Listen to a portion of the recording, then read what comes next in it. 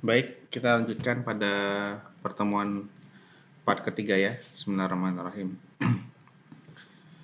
Sudah kita bahas selanjutnya. Oh iya, saran saya kalau bisa eh, menyediakan atau menyimpan pena dan kertas untuk mencatat hal-hal yang penting.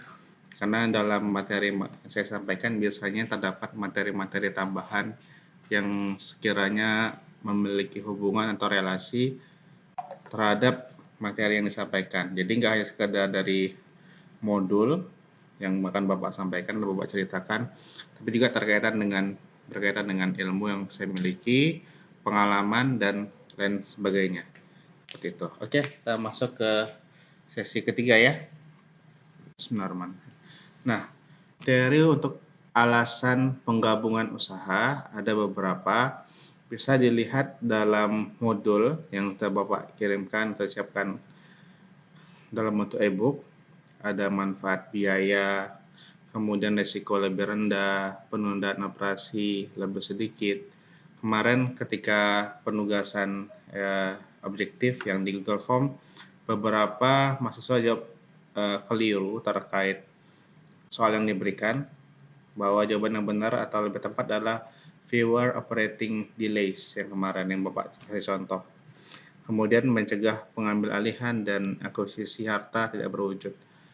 Nah, sekarang pertanyaannya yang lainnya adalah kita masuk ke konteks yang lain, perspektif yang lain, bahwa kan biasanya selainnya adalah manfaat lain-lain. Pertanyaannya adalah apa contoh manfaat lain-lain yang bisa diperoleh dengan penggabungan usaha?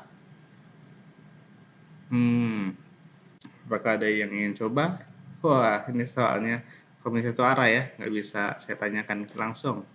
Baik, saya coba memberikan sedikit gambaran. Di sini ada gambar gurita yang saya pasang di sini. Jadi, salah satu manfaat lain yang menurut saya bisa menjadi manfaat dengan adanya penggabungan usaha itu adalah saya ambil contoh nyata ketika saat ini saya bekerja di salah satu perusahaan asuransi yang termasuk top 5 di Indonesia, PT Asuransi Sentral Asia. Nah, PT Aca ini merupakan bagian terintegrasi, bagian besar dari satu grup besar yang namanya Salim Group. Salah satu perusahaan yang menurut saya sih cukup menggurita di Indonesia dan cukup menguasai berbagai macam jenis usaha. Maksudnya gurita di sini mereka banyak menguasai bidang. Contohnya Salim Group ini yang berkaitan dengan kata food, macam Indofood, itu merupakan bagian dari Salim Group. Kemudian di Lagoy, BRC, Nirwana, dan seterusnya, itu mayoritas masih masuk dalam kategori Salim Group. Sehingga kalau kita bisa melihat bahwa ini merupakan contoh nyata, contoh-contoh real dari teori yang kita bahas sebelumnya, yaitu tentang integrasi horizontal, vertikal, dan konglomerasi. Ini masuk dalam bagian konglomerasi di mana tidak ada hubungan sama sekali. Asuransi masih dalam grupnya Salim. Di atasnya Salim ini ada asuransi, ada juga sisi makanan yang Indofood, kemudian ada beberapa foto saya lupa, ada beberapa bagian makanan lainnya. Kemudian dia juga memiliki usaha perhotelan yang dilakukan sisi tadi. Ini juga merupakan contoh dari contoh nyata untuk jenis integrasi konglomerasi. Akibatnya apa? Mereka memiliki cengkeraman bisnis yang sangat luas, sangat besar, dan ini juga mungkin yang menjadi beberapa konsep yang muncul ya di beberapa akademisi, bahwa hanya beberapa persen manusia itu bisa menguasai sekian puluh persen kekayaan di dunia. Dan jadi kalau menurut saya sih, kita sebagai generasi muda, silahkan dari sekarang kita membangun mindset kita, membangun semangat kita harus punya cita-cita yang besar, pemikiran yang besar. Mungkin ini bisa sebagai prinsip ya sedikit ya. Kita bekerja kalau bisa upayakan seperti ini. think globally, act locally. Ini penting karena dengan pemikiran-pemikiran kita yang besar, ya kita akan menjadi orang besar. Tapi kalau pemikiran kita kecil, ya kita nggak akan jadi apa-apa, jadi siapa-siapa, akan menjadi orang yang biasa aja. Tapi memang nggak semua orang bisa seperti itu, tapi setidaknya yang ingin Bapak deliverkan pesan dalam video ini adalah kita sebagai generasi muda mungkin tidak semua kita akan berhasil di dunia sukses. Namun 100% masa depan dunia, masa depan Indonesia ya berada di tangan kita karena kita lah generasi mudanya. Kalau kita atau sesuatu itu yang merusak satu bangsa, rusaklah generasi mudanya. Jadi harapan Bapak, anak-anak muda harus semangat dalam berusaha, berkarya. Kemarin juga di video yang pertama yang saat kita tidak bisa kuliah kan Bapak udah share juga video tentang berkarya versus bekerja. Jadi saling berkolerasi, saling menguatkan dari materi pertama, kedua, dan ketiga pada pertemuan video yang ini. Mudah-mudahan bisa menambah wawasan dan semangat dari teman-teman sekalian ya. Oke, jadi masalah manfaat lainnya ada banyak yang mungkin nanti bisa dipikirkan oleh rekan-rekan sekalian. Kira-kira apa manfaat lainnya? Salah satunya ini saya bilang ya bisa membentuk usaha yang sangat menggurita seperti ini. Kalau dia terlalu aktif dan bisa memilih perusahaan-perusahaan yang bisa digabungkan dengan perusahaan yang memiliki profitabilitas yang baik seperti itu. Ini adalah prinsip yang mungkin bisa diterapkan oleh teman-teman sekalian. Salah satunya yang bisa Bapak share juga di hari ini. Mudah-mudahan bisa ini dipikirkan untuk diterapkan dalam kehidupan keseharian rekan-rekan ya. Oke. Sekarang prinsip. Baik, kita lanjut ke materi berikutnya, yaitu saya ingin men-share salah satu subtopik yang saya peroleh ketika saya kuliah di Magister Akuntansi kemarin di Batam, bahwa ada setidaknya ada 3, sebenarnya ada 4, tapi saya lupa teori yang keempat. Ada 3 konsep untuk memperoleh satu proses yang lebih efektif dalam menjalankan usaha. Yang pertama, just in time. Ini merupakan bagian suatu konsep yang menghilangkan biaya gudang dalam konsep perusahaan berbasis manufaktur atau perusahaan dagang. Kenapa gudangnya hilang? Karena sebagai saya ini perusahaan dagang nih. Oke, salah. Saya ralat, kayaknya perusahaan dagang juga bisa. Perusahaan dagang dia menjual barang-barang, kan dia perlu menstok barang di tokonya. Di stok lah barang-barang di sini. Kalau kita jual makanan, food and beverage, kita jual makanan, roti-roti dan sebagainya. Nah, ketika orang membeli, biasanya kita sebagai perusahaan dagang menstok barang-barang itu di lantai 2, misalnya kita taruh lantai 2 untuk simpan stok barang.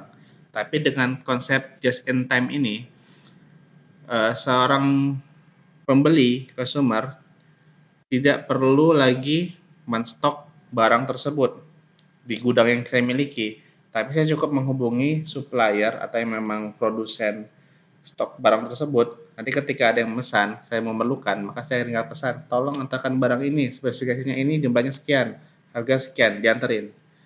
Jadi konsepnya adalah kita mentransfer biaya gudang kita langsung ditujukan kepada pemilik barang, sehingga dengan adanya just in time ini, kita sebagai penjual tidak lagi perlu repot menyediakan gudang khusus untuk menyimpan barang-barang kita. Itu salah satu contoh. Salah satu konsep yang menurut saya cukup menarik dan bisa diterapkan di zaman sekarang, yaitu just in time. Kemudian konsep yang kedua adalah outsourcing. Outsourcing ini bagi sisi perusahaan sangat menguntungkan karena mereka tidak perlu lagi repot meng-hire orang lain, meng-hire karyawan, karena dengan outsourcing ini yaitu penggunaan jasa pihak ketiga untuk menyediakan berupa SDM, sumber daya manusia, karyawan misalnya, alat-alat, mobil, rental, dan seterusnya. Jadi misalnya outsourcing dalam bentuk SDM, maka misalnya perusahaan PTA memerlukan 5 orang karyawan, tujuannya untuk ini. posisinya. Maka perusahaan outsourcing itu kan menyediakan orang untuk masuk ke perusahaan tersebut. Di sisi perusahaan menguntungkan karena ketika orang ini mengalami masalah atau bermasalah, maka dengan sangat mudah dia memecat orang tersebut. Kemudian outsourcing juga karena outsourcing tidak ada tunjangan-tunjangan hari raya, jaminan ini jaminan itu juga tidak diberikan kepada karyawan. Jadi sisi perusahaan menguntungkan. Yang outsourcing ini merugikan bagi sisi si karyawannya karena banyak fasilitas yang dipotong. Bahkan penghasilannya saja, gajinya itu juga tidak full 100% yang dia terima. Tapi ada sepersekian persen yang diberikan kepada perusahaan outsourcing sebagai penyedia jasa pekerjaan bagi orang tersebut yang diberikan kepada perusahaan outsourcing tersebut. Jadi ini adalah konsep yang berkembang saat ini yang bisa mendukung dan menjadikan perusahaan itu lebih baik dalam pengelolaannya, lebih efektif dan efisien. Namun gini, dalam penerapan untuk konsep terkadang tidak semuanya memuaskan banyak pihak. Seperti saya pribadi sebagai sisi misalnya saya sebagai orang yang pro terhadap karyawan, maka saya nggak setuju dengan outsourcing. Tapi mungkin sebaliknya, jika suatu saat nanti saat saya sedang berubah posisinya, saya menjadi salah satu owner perusahaan besar, mungkin outsourcing bisa menjadi salah satu opsi yang bisa saya pilih agar perusahaan tetap bisa berjalan. Ketika ada kendala, kita bisa melakukan cut off dengan lebih mudah. Seperti itu. Bonus kita nggak tahu. Tapi itu adalah salah satu konsep yang sedang terjadi dan saya harap teman-teman rekan-rekan bisa memahami kondisi itu. Seperti itu.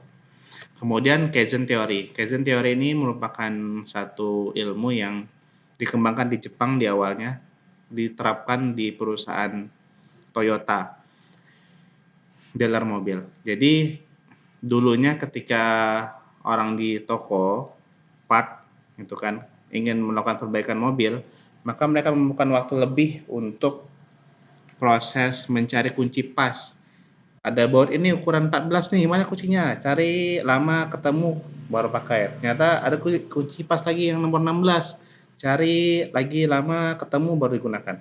Nah, konsep Kaizen adalah kita mengatur seluruh seluk-beluk susunan apapun itu sesuai dengan porsinya, sesuai dengan arahnya. Jadi ketika kita mencari, misalnya kita contohkan ke tadi yang di penerapan Kaizen di perusahaan yang berbasis spare part untuk mencari barang-barang, untuk servis mobil. Ketika dia mencari, sekarang kalau kita ke toko atau kita ke dealer mobil, itu udah tersusun tuh. Ukuran 14 di sini, 15 di sini, 16 di sini dan seterusnya. Jadi sehingga kita mencari kunci, oke nomor 16, oke langsung jumpa, langsung digunakan. Jumpa nomor berapa langsung digunakan. Jadi Kaizen ini secara sederhananya adalah proses menstrukturkan segala sesuatu itu dengan lebih terarah, lebih rapi sehingga nanti saat kita melakukan suatu kegiatan bisa lebih mudah dan efisiensi dalam hal waktu. Seperti itu. Jadi, tiga teori ini merupakan teori yang cukup baru, yang baru saya juga sadar dan saya pelajari ketika saya kemarin kuliah di S2. Yang mudah-mudahan teman-teman di sini juga dengan materi ini bermanfaat dan bisa coba diterapkan dalam kehidupan sehari-hari. Seperti itu. Selanjutnya, di bagian ini, dua terakhir, yaitu tentang pesan untuk anak-anak muda. Kalau bisa, pesan saya sebagai anak muda, atau saya pernah muda juga, saya masih muda nih, alhamdulillah masih 27 tahun, alhamdulillah. Kemarin ketika saya waktu masih kuliah, sebentar, kayaknya waktunya kurang nih. Saya tambah sesi terakhir ya. Jadi gini, kondisinya saya cuma bisa ngerekam 15 menit. Makanya videonya per 15 menit. Mudah-mudahan tidak mengurangi semangat dari rekan kalian ya. Setelah ini saya buat satu video terakhir dan juga penjelasan tentang tugas. Mudah-mudahan kita bisa menyelesaikan materi kuliah dengan baik. Saya akhiri ya. Sampai jumpa di video yang terakhir, video yang keempat. Assalamualaikum warahmatullahi wabarakatuh.